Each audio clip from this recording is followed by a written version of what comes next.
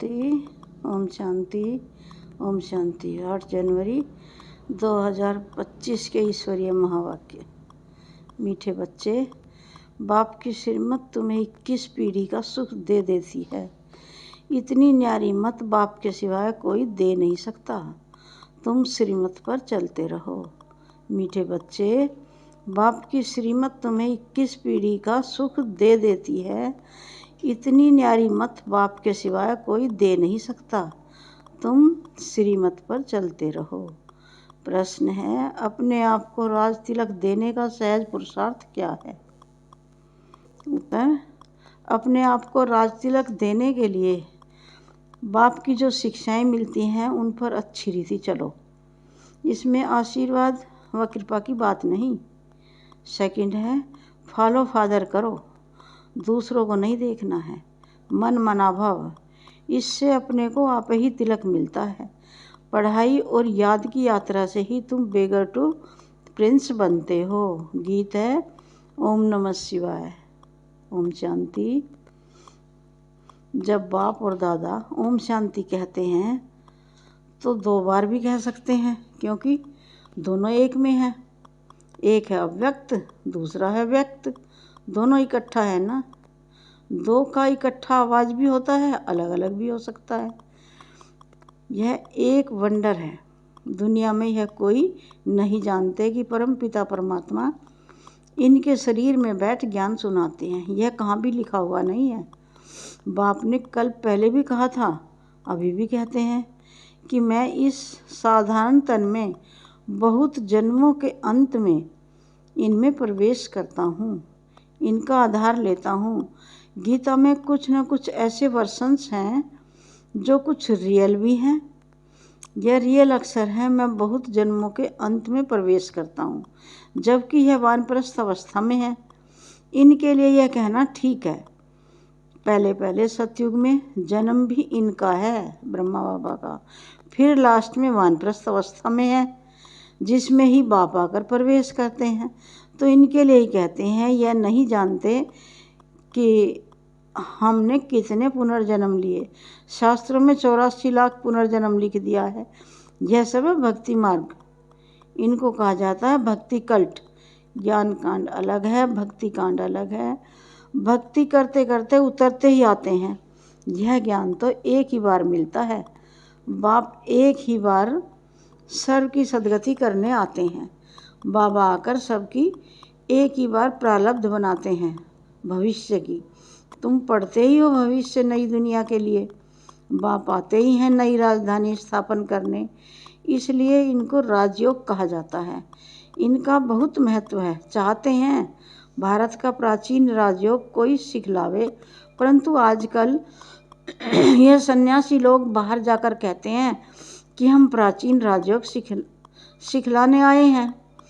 तो वह भी समझते हैं हम सीखें, क्योंकि समझते हैं योग से ही पैराडाइज स्थापन हुआ था। बाप समझाते हैं योग बल से तुम पैराडाइज के मालिक बनते हो। पैराडाइज स्थापन किया है बाप ने। कैसे स्थापन करते हैं वह नहीं जानते। यह राजयोग रूहानी बाप ही सिखलाते हैं, जिस्मानी कोई मनुष्य सिखला ना सके। आजकल एडल्ट्रेशन, करप्शन तो बहुत है ना। इसलिए बाप ने कहा है, मैं पतितों को पावन बनाने वाला हूँ। जरूर फिर पतित बनाने वाला भी कोई होगा। अभी तुम जज करो, बरोबर ऐसे है ना। मैं ही आकर सभी वेदों शास्त्रों आदि का सार सुनाता हूँ। ज्ञान से तुमको 21 जन्मों का सुख मिलता है। भक्ति मार्ग में है अल्पकाल क्षणभंगुर सुख। यह है 21 पीढ़ी का सुख जो बाप ही देते हैं। बाप तुमको सदगति देने के लिए जो श्रीमत देते हैं वह सबसे न्यारी है। यह बाप सबके दिल लेने वाला है।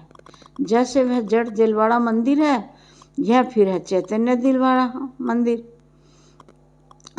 मंदिर। तो एक्यूरेट तुम्हारी एक्टिविटी के ही चित्र बने हैं। इस समय तुम्हारी एक्टिविटी चल रही है।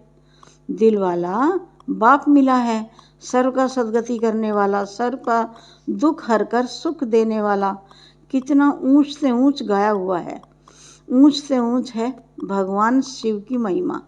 भल चित्रों में शंकर आदि के आगे भी शिव का चित्र दिखाया है।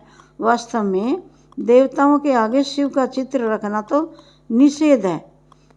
वह तो भक्ति करते नहीं। भक्ति न देवताएं करते न सन्यासी कर सकते हैं। वह है ब्रह्मज्ञानी तत्वज्ञानी। जैसे यह आकाश तत्व है वैसे वह ब्रह्म तत्व है। वह बाप को तो याद करते नहीं, न उनको यह महामंत्र मिलता है। यह महामंत्र बाप ही आकर संगम युग पर देते हैं। सर्व का सदगति दाता बाप एक ही बार आकर मन मनाभाव का मंत्र देते हैं। बाप कहते हैं, बच्चे देह सहित देह के सब धर्म त्याग, अपने को अशरीरी आत्मा समझ मुझ बाप को याद करो। कितना सहज समझाते हैं। रावण राज्य के कारण तुम सब देह अभिमानी बने हो। अभी बाप तुमको आत्म अभिमानी बनाते हैं। अपने को आत्मा समझ मुझ बाप को याद करो। करते रहो तो आत्मा में जो खाद पड़ी है वह निकल जाए। सतो प्रधान से सतों में आने से कलाएं कम होती है ना। सोने की भी कैरेट होती है ना। अभी तो कलयुग अंत में सोना देखने में नहीं आता। सतयुग में तो सोने के महल होते हैं। कितना रात दिन का फर्क है। उनका नाम ही है गोल्डन एज्ड वर्ल्ड। वहाँ ईंट पत्थर आदि का काम नहीं होता। बिल्डिंग बनती है तो उसमें भी सोने चांदी के सिवाय और कोई कीचड़ पट्टी नहीं होती। वहाँ साइंस के बहुत सुख हैं। यह भी ड्रामा बना हुआ है। इस समय साइंस घमंडी है। सतयुग में घमंडी नहीं कहेंगे। वहाँ तो साइंस से तुमको सुख मिलता है। यहाँ है अल्पकाल का सुख, फिर इससे ही बड़ा भारी दुख मिलता है। बम्स आदि यह सब विनाश के लिए बनाते ही रहते हैं। बम्स बनाने के लिए दूसरों को मना करते हैं, फिर खुद बनाते रहते। समझते भी हैं इन बम्स से हमारी ही मौत होनी है, लेकिन फिर भी बनाते रहते हैं। तो बुद्धि मारी हुई है ना। यह सब ड्रामा में नूंद है। बनाने के सिवा रह नहीं सकते। मनुष्य समझते हैं कि इन बॉम्ब्स से हमारा ही मौत होगा, परंतु पता नहीं कि कौन प्रेरित कर रहा है। हम बनाने बगैर रह नहीं सकते, जरूर बनाने ही पड़े। विनाश की भी ड्रामा में नूंद है। कितना भी भल कोई पीस प्राइज दे, परंतु पीस स्थापन करने वाला एक बाप ही है। शांति का सागर बाप ही शांति सुख पवित्रता का वर्षा देते हैं। सतयुग में है बेहद की संपत्ति। वहाँ तो दूध की नदियाँ बहती हैं। विष्णु को क्षीर सागर में दिखाते हैं। यह भेंट की जाती है। कहाँ वह क्षीर सागर, कहाँ यह विषय सागर। भक्ति मार्ग में फिर तालाब आदि बनाकर उसमें पत्थर पर विष्णु को सुला देते हैं। भक्ति में कितना खर्चा करते हैं, कितना waste of time, waste of money करते हैं। देवियों की मूर्तियाँ कितना खर्च कर बनाते हैं, फिर समुद्र में डाल देते हैं, तो पैसे वेस्ट हुए ना। यह है गुड़ियों की पूजा। कोई के भी ऑक्यूपेशन का किसको पता नहीं है। अभी तुम किसके भी मंदिर में जाओ तो तुम हर एक का ऑक्यूपेशन जानते हो। बच्चों को मना नहीं है कहाँ भी जाने की। आगे तो बेसमझ बनकर जाते थे, अभी सेंसिबल बनकर जाते हो। तुम कहेंगे हम इनके 84 जन्मों को जानते हैं। भारतवासियों को तो श्री कृष्ण के जन्म का भी पता नहीं है। तुम्हारी बुद्धि में यह सारी नॉलेज है। नॉलेज सोर्स ऑफ इनकम है। वेद शास्त्र आदि में कोई एम ऑब्जेक्ट नहीं है। स्कूल में हमेशा एम ऑब्जेक्ट होती है। इस पढ़ाई से तुम कितने साहूकार बनते हो। ज्ञान से होती है सदगति। इस नॉलेज से तुम संपत्तिवान बनते हो। कोई भी मंदिर में जाएंगे तो झट समझेंगे यह किसका यादगार है। जैसे देलवाड़ा मंदिर है, यह है जड़, वह है जड़ और यह है चैतन्य। हूबहू जैसे यहाँ झाड़ में दिखाया है वैसा मंदिर बना हुआ है। नीचे तपस्या में बैठे हैं, ऊपर छत में सारा स्वर्ग है। बहुत खर्चे से बनाया हुआ है। यहाँ तो कुछ भी नहीं है। भारत 100% सॉल्वेंट पावन था, अभी 100% इनसॉल्वेंट पतित है, क्योंकि यहाँ सब विकार से पैदा होते हैं। वहाँ गंदगी की बात नहीं होती। गरुड़ पुराण में रोचक बातें इसलिए लिखी हैं कि मनुष्य कुछ सुधरे, परंतु ड्रामा में मनुष्यों का सुधरना है नहीं। अभी ईश्वरीय स्थापना हो रही है। ईश्वर ही स्वर्ग स्थापन करेंगे ना, उनको ही हेवनली गॉड फादर कहा जाता है। बाप ने समझाया, वह लश्कर जो लड़ते हैं वह सब कुछ करते हैं राजा रानी के लिए।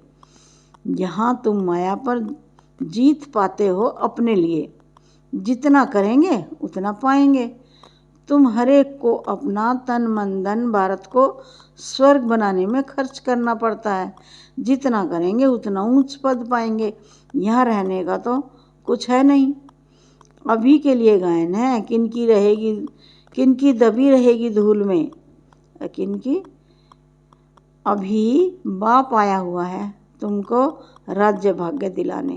कहते हैं अब तन मन धन सब इसमें लगा दो। इसने ब्रह्मा ने सब कुछ न्यौछावर कर दिया ना। इनको कहा जाता है महादानी। विनाशी धन का दान करते हैं तो अविनाशी धन का भी दान करना होता है। जितना जो दान करे। नामी ग्रामी दानी होते हैं तो कहते हैं फलाना बड़ा फिलैंथ्रोपिस्ट है, नाम तो होता है ना। वो इनडायरेक्ट ईश्वर अर्थ करते हैं, राजाई नहीं स्थापन होती है। अभी तो राजाई स्थापन होती है, इसलिए कंप्लीट फिलैंथ्रोपिस्ट बनना है।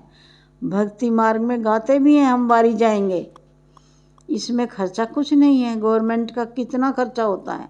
यहाँ तुम जो कुछ करते हो अपने लिए, फिर चाहे 8 की माला में आओ, चाहे 108 में, चाहे 16,108 में, पास विद ऑनर बनना है। ऐसा योग कमाओ जो कर्मातीत अवस्था को पालो, फिर कोई सजा न खाओ। तुम सब हो वॉरियर्स। तुम्हारी लड़ाई है रावण से, कोई मनुष्य से नहीं है। नापास होने के कारण 2 कला कम हो गई है। त्रेता को 2 कला कम स्वर्ग कहेंगे। पुरुषार्थ तो करना चाहिए ना, बाप को पूरा फॉलो करने का। इसमें मन बुद्धि से सरेंडर होना होता है। बाबा यह सब कुछ आपका है। बाप कहेंगे यह सर्विस में लगाओ। मैं जो तुमको मत देता हूँ वह कार्य करो। यूनिवर्सिटी खोलो, सेंटर खोलो, बहुतों का कल्याण हो जाएगा। सिर्फ यह मैसेज देना है, बाप को याद करो और भरोसा लो। मैसेंजर पैगंबर तुम बच्चों को कहा जाता है। सबको यह मैसेज दो कि यह बाप ब्रह्मा द्वारा कहते हैं कि मुझे याद करो तो तुम्हारे विकर्म विनाश होंगे, जीवन मुक्ति मिल जाएगी। अभी है जीवन बंध, फिर जीवन मुक्त होंगे। बाप कहते हैं मैं भारत में ही आता हूँ। यह ड्रामा अनादि बना हुआ है। कब बना, कब पूरा होगा, यह प्रश्न नहीं उठ सकता। यह तो ड्रामा अनादि ही चलता ही रहता है। आत्मा कितनी छोटी बिंदी है, उसमें यह अविनाशी पार्ट मुदा हुआ है। कितनी गुहिया बातें हैं। स्टार मिसल छोटी बिंदी है। माताएं भी यहाँ मस्तक पर बिंदी देती हैं ना। तो अभी तुम बच्चे पुरुषार्थ से अपने आप को राज तिलक दे रहे हो। तुम बाप की शिक्षा पर अच्छी रीति चलेंगे तो जैसे कि तुम अपने को राज तिलक देते हो। ऐसे नहीं कि इसमें आशीर्वाद व कृपा होगी। तुम ही अपने को राज तिलक देते हो। असल में यह राज तिलक है। फॉलो फादर करने का पुरुषार्थ करना है, दूसरों को नहीं देखना है। यह है मन मनाभाव, जिससे अपने को आप ही तिलक मिलता है। बाप नहीं देते हैं। यह है ही राजयोग। तुम बेगर टू प्रिंस बनते हो तो कितना अच्छा पुरुषार्थ करना चाहिए, फिर इनको भी फॉलो करना है। यह तो समझ की बात है ना। पढ़ाई से कमाई होती है। जितना जितना योग उतनी धारणा होगी योग में ही मेहनत है, इसलिए भारत का राजयोग गाया हुआ है। बाकी गंगा स्नान करते करते तो आयु भी चली जाए तो भी पावन बन न सके। भक्ति मार्ग में ईश्वर अर्थ गरीबों को देते हैं। यहाँ फिर खुद ईश्वर आकर गरीबों को ही विश्व की बादशाही देते हैं। गरीब निवाज है ना। भारत जो 100% सॉल्वेंट था वह इस समय 100% इनसॉल्वेंट है। दान हमेशा गरीबों को दिया जाता है। बाप कितना ऊंच बनाते हैं, ऐसे बाप को गाली देते हैं। बाप कहते हैं ऐसे जब ग्लानि करते हैं तब मुझे आना पड़ता है। यह भी ड्रामा बना हुआ है। यह बाप भी है, टीचर भी है। सिख लोग कहते हैं सतगुरु अकाल। बाकी भक्ति मार्ग के गुरु तो ढेर हैं। अकाल को तख्त सिर्फ यह मिलता है आत्मा का। तुम बच्चों को का भी तख्त यूज करते हैं, कहते हैं मैं इनमें प्रवेश कर सबका कल्याण करता हूँ। इस समय इनका यह पार्ट है। यह बड़ी समझने की बातें हैं, नया कोई समझ ना सके। अच्छा, मीठे मीठे सिक्की हृदय बच्चों प्रति माता पिता बाप दादा का याद प्यार गुड मॉर्निंग। रूहानी बाप की रूहानी बच्चों को नमस्ते। हम रूहानी बच्चों की रूहानी बाप दादा को याद प्यार गुड मॉर्निंग और नमस्ते नमस्ते। धारणा के लिए मुख्य सार, अविनाशी ज्ञान धन का दान कर महादानी बनना है। जैसे ब्रह्मा बाप ने अपना सब कुछ इसमें लगा दिया, ऐसे फॉलो फादर कर राजाई में ऊंच पद लेना है। सेकंड है, सजाओं से बचने के लिए ऐसा योग कमाना है जो कर्मातीत अवस्था को पाले। पास विद ऑनर बनने का पूरा पूरा पुरुषार्थ करना है, दूसरों को नहीं देखना है। वरदान है, प्यारे बाबा का वरदान है, जो कड़े नियम और दृढ़ संकल्प द्वारा अलबेलेपन को समाप्त करने वाले ब्रह्मा बाप समान अथक भव। कड़े नियम और दृढ़ संकल्प द्वारा अलबेलेपन को समाप्त करने वाले ब्रह्मा बाप समान अथक भव। सार है, ब्रह्मा बाप समान अथक बनने के लिए अलबेलेपन को समाप्त करो। इसके लिए कोई कड़ा नियम बनाओ, दृढ़ संकल्प करो। अटेंशन रूपी चौकीदार सदा अलर्ट रहे तो अलबेलापन समाप्त हो जाएगा। पहले स्वयं के ऊपर मेहनत करो, फिर सेवा में, तब धरनी परिवर्तन होगी। अभी सिर्फ कर लेंगे हो जाएगा, इस आराम से, इस आराम के संकल्पों के डलनप को छोड़ो। करना ही है। यह स्लोगन मस्तक में याद रहे तो परिवर्तन हो जाएगा। प्यारे बाबा का स्लोगन है, समर्थ बोल की निशानी है जिस बोल में आत्मिक भाव और शुभ भावना है। समर्थ बोल की निशानी है जिस बोल में आत्मिक भाव और शुभ भावना है। ओम शांति, ओम शांति।